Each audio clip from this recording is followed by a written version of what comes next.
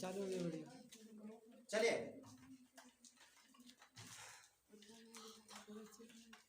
आज का जो क्वेश्चन है कि भारतीय संविधान में पिछड़ा वर्ग, समझिए भारतीय संविधान में पिछड़ा वर्ग,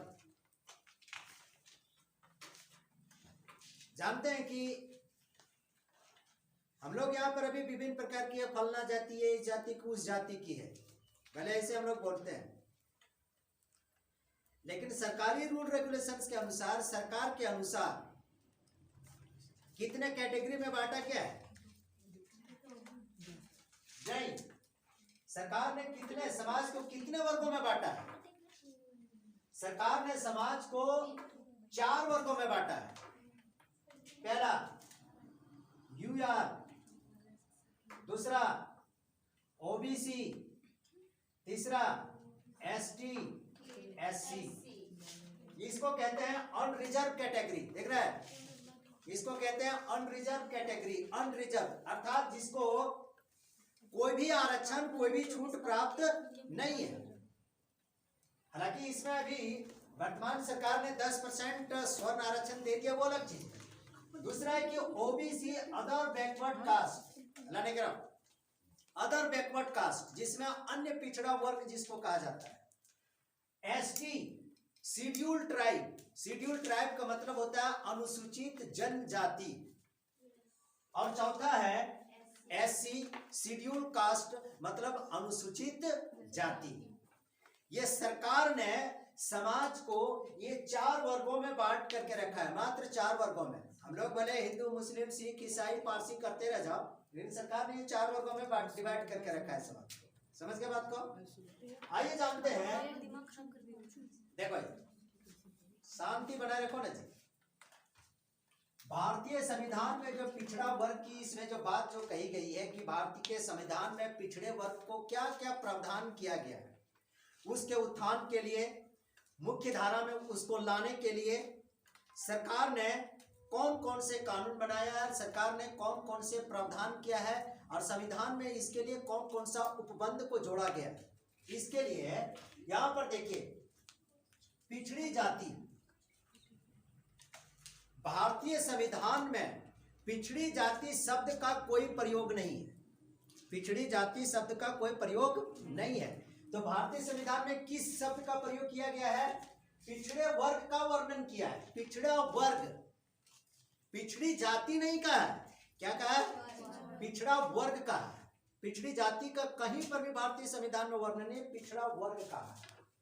पिछड़ा वर्ग कहने का मतलब एसटी और एससी, अर्थात शेड्यूल ट्राइब और शेड्यूल कास्ट, अनुसूचित जनजाति और अनुसूचित जाति, अनुसूचित जनजाति और अनुसूचित जाति, इन सबों को हम लोग अभी कहते हैं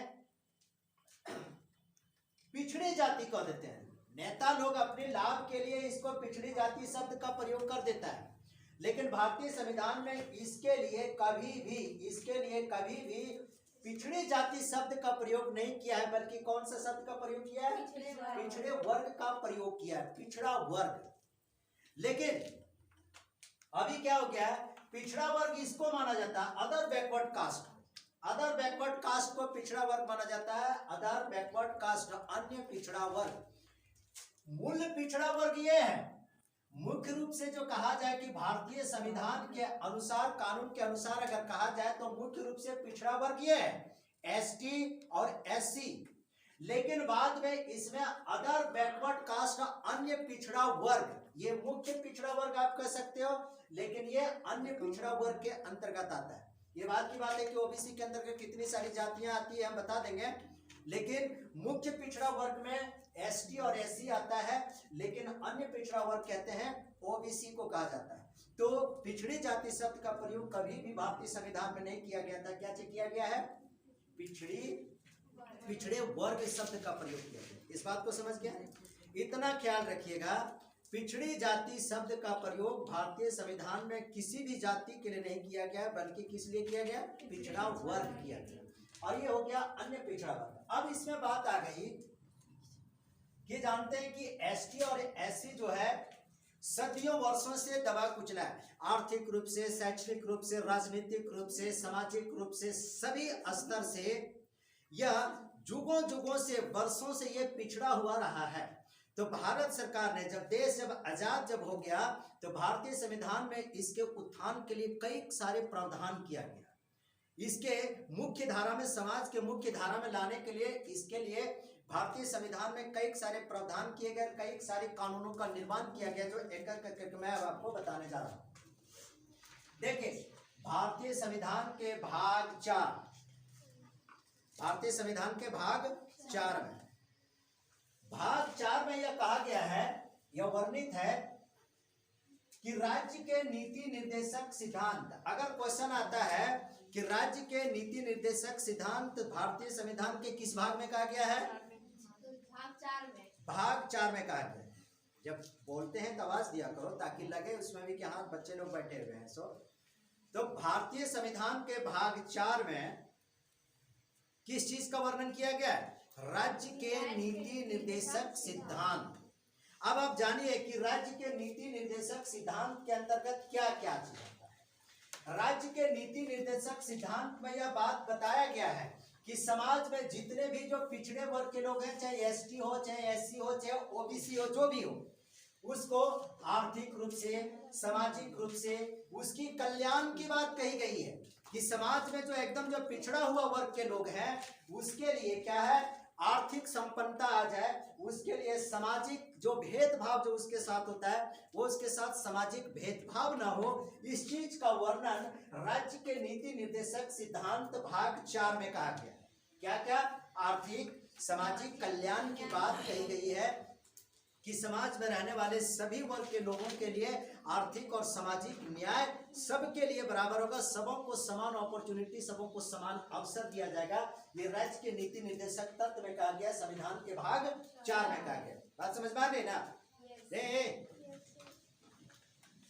दूसरी बात है, इसमें तीसरा पॉइंट, हमने 3 पॉइंट को हमने बताया कि चौथा पॉइंट को देखिए। भारतीय संविधान के आर्टिकल 341, भारतीय संविधान के आर्टिकल 341 और 342, याद रहेगा ना, 341 और 342 के अनुसार क्या कहा गया है सो समझिए। भारतीय संविधान के आर्टिकल को कहते हैं हिंदी में अनुच्छेद।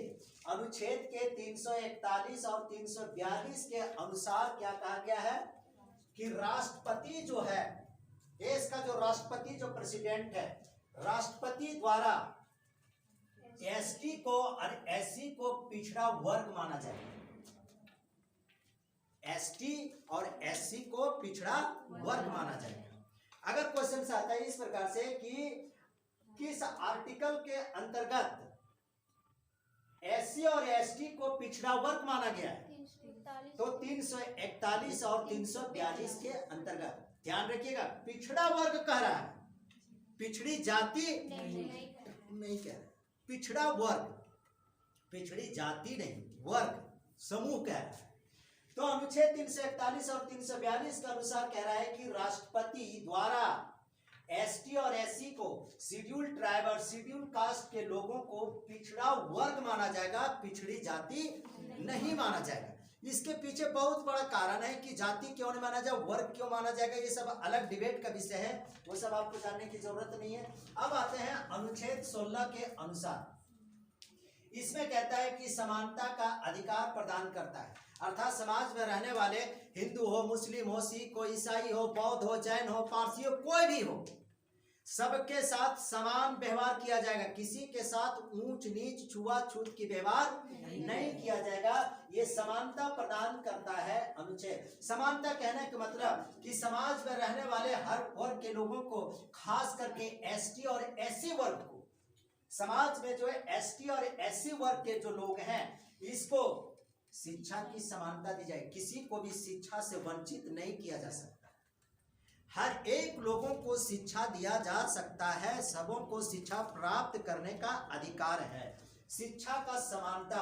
और दूसरी बात इसमें यह भी कहता है, अनुच्छेद 16 में यह भी कहता है कि विधानसभा के चुनावों में और लोकसभा के चुनावों में विधानसभा के चुनावों में और लोकसभा के चुनावों में इसके लिए सीटें क्या होगी, आरक्षित होगी।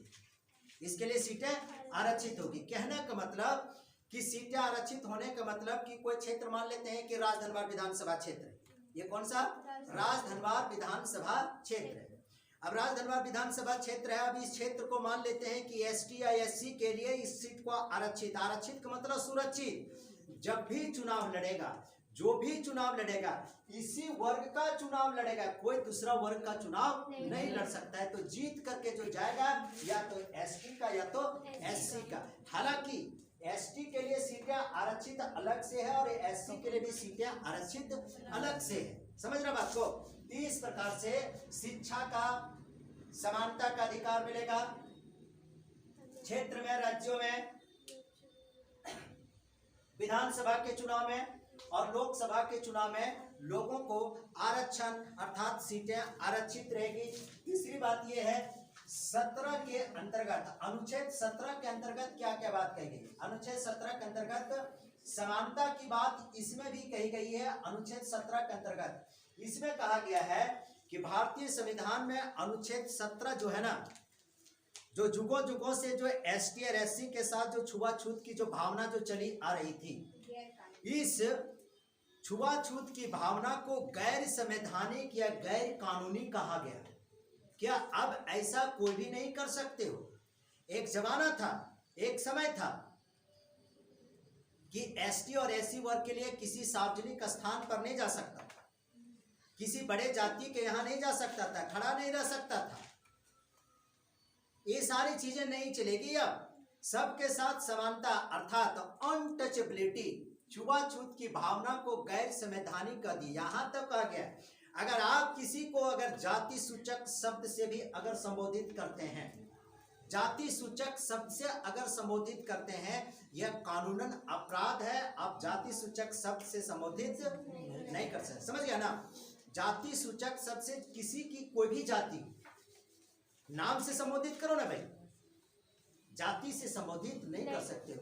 लेकिन आज भी कई सारे ऐसे लोगों की जाति से लोग संबोधित करते हैं, ये फल्ला टोला, ये चिल्ला टोला, ये वो टोला, ये वो टोला, इस प्रकार से लोग कहते हैं। ये सब लोग अशिक्षित लोग, अनपढ़ लोग, बेवकूफ गंवार लोग इस प्रकार की बात को करते हैं। कभी भी किसी को भी जाति सूचक शब्द का प्रयोग नहीं करना चाहिए कि फलाने व्यक्ति किस जाति के नाम से संबोधित करो। अगर जाति सूचक शब्द से अगर आप प्रयोग करते हैं, इस्तेमाल करते हैं, उसको पुकारते हैं, तो आप संविधान के विरोध और कानून के खिलाफ आप कार्य कर रहे हैं। आप ऐसा नहीं कर सकते हैं। ये सारे जितने भी चीज किया गया ना अनुच्छेद 17 के अंतर्गत, छुआछूत को पूरी तरह से क्या कर दिया गया, समाप्त कर दिया, पूरी तरह से समाप्त कर दिया छुआछूत। अब आते हैं ये सब जितना भी हमने जो अभी तक जो बताया 1 2 3 4 5, ये सारा पॉइंट अभी जितना जो अभी हमने बताया ये सब कानूनी प्रावधान है, संवैधानिक प्रावधान। संविधान में इसके लिए प्रावधान किया गया कि कोई भी ऐसा नहीं कर सकता है, कोई भी ऐसा नहीं कर सकता है। तो ऐसी परिस्थिति में क्या, जब तमाम तरह के कानूनी प्रावधान, तमाम तरह के संवैधानिक प्रावधान किए जाने के बावजूद भी इसमें बहुत ज्यादा कोई तब्दीली नहीं आई, इसके लिए कुछ अलग से कानून बनाने की जरूरत थी, कुछ अलग से कानून बनाना। जो कानून बना कब, फिर सन 1955 ईस्वी में नागरिक सुरक्षा, कि नागरिकों की सुरक्षा कैसे हो, कोई किसी को जाति सूचक शब्द न कहे, कोई किसी को नीचा न कहे, कोई किसी के साथ छुआछूत न कहे। अब ऐसा किसी के साथ अगर व्यवहार करोगे तो वो अपने आप को नीचा समझेगा ना समाज से, आज से आपसे वह कटा कटा सा रह जाएगा ना, रह जाएगा। तो इसलिए 1955 ईस्वी में नागरिक सुरक्षा कानून बनाएगा। नागरिक सुरक्षा कानून कहने का मतलब इसमें खास करके एसटी और एससी वर्ग को इसमें सबसे ज्यादा जोड़ा गया कि इसके साथ न कोई छुआछूत, न कोई भेदभाव, न नीच न ऊंच, किसी भी प्रकार की कोई भेदभाव न हो सके। इसको समान रूप से शिक्षा का अधिकार मिले, विधानसभा के चुनाव में, लोकसभा के चुनाव में तमाम तरह के लोगों के अवसर, इसको समानता मिल सके, छुआछूत समाप्त हो सके। इसलिए एसटी और एससी वर्ग के लिए विशेष कानून का निर्माण भी किया गया। समझ गए बात को, विशेष कानून का निर्माण किया गया।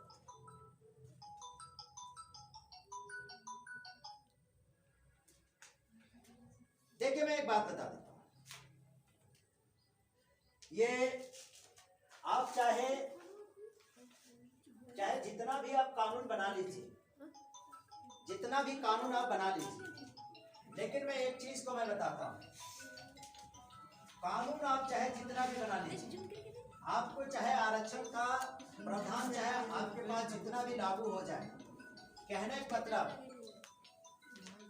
मैं एक बात बता रहा हूं आप सबको, सब कुछ करना लेकिन जीवन में कभी कमजोर मत रहना, कभी कमजोर मत रहना, जीवन में कभी भी कमजोर मत रहना। मान लेते हैं ये दो व्यक्ति है, ये दो व्यक्ति, मेरा जहां तक सिद्धांत, मैं जो ये बात को कह रहा हूं, ये मान लेते हैं एससी है या तो फिर एसटी है, ठीक है, और ये एक है उच्च वर्ग का कोई, ये क्या है उच्च वर्ग का कोई व्यक्ति, ठीक है, इसके साथ इसका समानता नहीं हो सकता है, तब तक नहीं हो सकता है समानता। मैं सीधा एकदम सीधा सा जानता हूं, देखिए समाज में जब तक आप कमजोर रहोगे वो आपको सताएगा। मान लेते हैं ये जो उच्च वर्ग का जो व्यक्ति थी, इसको सता रहा है, क्यों भाई, ये इसके साथ बराबरी नहीं कर सकता है, इसके साथ ये एसटी एससी का वर्ग का इसके साथ बराबरी नहीं कर सकता है, क्यों, जबकि इसके पास तमाम तरह के आरक्षण के प्रावधान है, आरक्षण के प्रावधान है। अब मान लेते हैं जो पढ़ा लिखल है ये नहीं है, जिसके पास खुद की जागरूकता नहीं है, आरक्षण का ये माला जपेगा?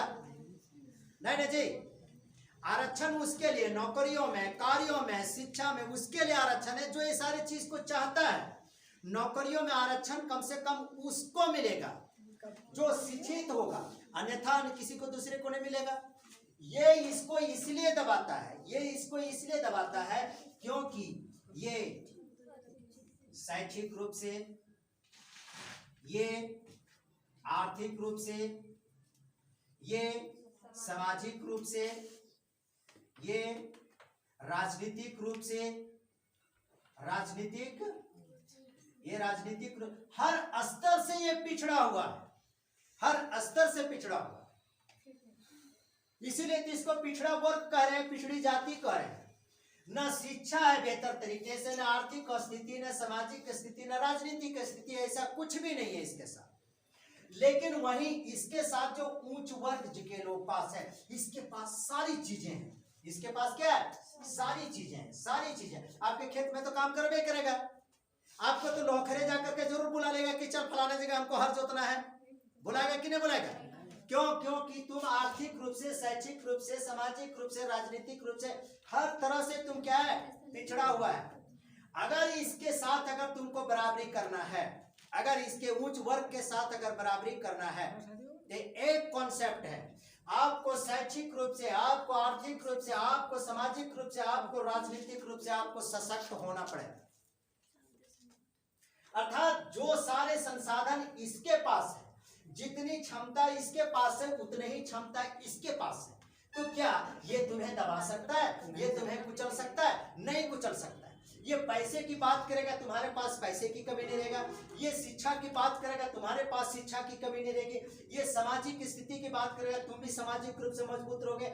इसकी अगर राजनीतिक रूप से अगर पहुंच है, तो इसकी भी राजनीतिक रूप से पहुंच। तुम किस चीज में आओगे? भेदभाव हो सकेगा? भेदभाव कभी नहीं हो सकता। इसलिए मैं एक बात बता देता हूं, जीवन में सब कुछ करना, सारी चीजें करना, लेकिन कमजोर कभी मत रहना। और खास करके आर्थिक रूप से कमजोर हो चलेगा, सामाजिक रूप से कमजोर हो चलेगा, राजनीतिक रूप से कमजोर हो चलेगा, लेकिन दो रूप से कभी भी कमजोर मत रहना, एक शैक्षिक और एक बौद्धिक रूप से। दिमागी रूप से कभी भी कमजोर मत रहना और शैक्षिक रूप से कभी भी कमजोर मत रहना। ये दो चीज में मजबूती लाना है जीवन में, दो चीजों में। अगर इन दो चीजों में अगर मजबूती आपने ला दिया, अगर आपकी राजनीतिक पहुंच नहीं, आपकी आर्थिक स्थिति, उसके बावजूद भी आपके साथ कोई छुआछूत की भावना, आपके साथ कोई नीच ऊंच की भावना नहीं कर सकेगा, आप उसके सवाल का जवाब आप आसानी से आप उसको दे सकते हैं, उसको आप वो आपको बरगला नहीं सकता। इसलिए दो काम करना जरूर, भले आर्थिक रूप से आप कमजोर रहे, सामाजिक रूप से कमजोर रहे, राजनीतिक रूप से कमजोर रहे, लेकिन दो चीज से आप मजबूत बन के रहना। कभी भी बौद्धिक क्षमता को, अपनी मानसिक क्षमता को एकदम स्ट्रांग रखना, और दूसरी बात अपनी नॉलेज को, अपनी शिक्षा को हमेशा मजबूत रखना। इससे आपके हर एक समस्याओं का समाधान निश्चित रूप से मिलेगा। अपने आप को इतना मजबूत कर लेना, इतना मजबूत कर लेना अपने आप को, दिमागी रूप से, शारीरिक रूप से इतना मजबूत, आपको कोई रुला नहीं सकता। प्याज के सिवा आपको कोई रुला ही नहीं सकता। प्याज काटोगे तखनिए रहोगे, उसके बाद फिर आपको कोई रुला ही नहीं सकता। इतना मजबूत रहना, इतना मजबूत रहना है। समझ गए बात को? हाँ, तो मजबूत रहना बेहद जरूरी। अगर मजबूत नहीं रहा ना तो भैया ये संसार की प्रवृत्ति है, संसार के ये नियम है। क्या ये संसार का नियम है? लोग आपको दबाएंगे, कुछ भी कानून बन जाए, संविधान में जितने भी संशोधन बन जाए, जितने भी प्रावधान हो जाए, जितने भी कानून बन जाए, अगर तुम अपने आप को अगर सशक्त नहीं है, ये कानून धरी की धरी रह जाएगी। ये कानून आपके लिए माला फेरने के सिवा कुछ नहीं रह जाएगा। इसलिए दो रूप से आप जरूर मजबूत रहिए। समझ गए बात को? चलिए वीडियो को कट कीजिए।